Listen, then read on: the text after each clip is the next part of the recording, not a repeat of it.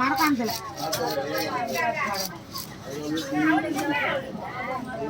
என்ன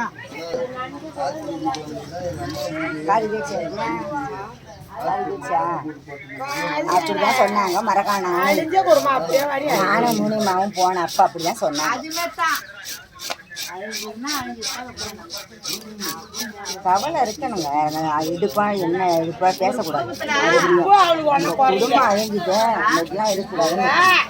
பழனி 250 ரூபாய்க்கு அந்த தம்பி ஒரு தம்பி சொல்லிட்டு போனாங்க. 250 ரூபாய்க்கு கட்டன் ரைட் அவன் 20 ரூபா குறைச்சி கொடுக்கான். எனக்கு 3 கிலோ கொடுக்கான்னு கேட்குறான். இவன் சொல்கிறா 250 ரூபா நான் கொடுப்பேன். அவன் அவங்க வந்து என்ன பண்ணுறாங்க, 3 கிலோவுக்கு 60 ரூபா குறைச்சி அண்ணாண்டு பக்கம் போடுறாங்க. போடுறவங்கிட்ட மாட்டு தப்பு இல்லை. அப்போ அது தப்பு தானே. அதுதான் நான் சொன்னேன். உனக்கு என்ன வேலைக்கு பழம் போட்டான், எனக்கு என்ன வேலைக்கு பழம் போட்டான்ச்சான்.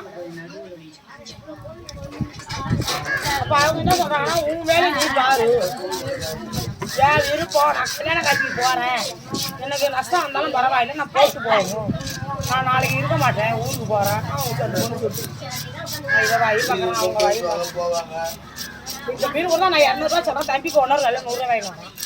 அவன் விருப்பம் அவன் வாங்கிட்டு போகிறான். அத்தியா அவங்க சின்ன பேர் செல்ல போடுவேன்.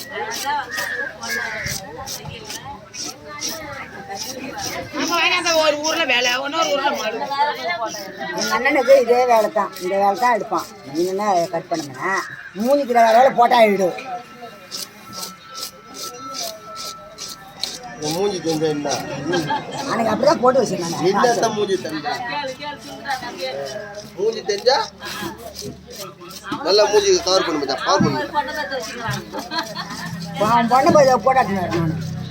அதெல்லாம் ஒண்ணும் கிடையாது. பொண்ணுக்கு ஜட்டி போட்டு விட்ற வந்து போட்டோ எடுத்துட்டு வந்துரு.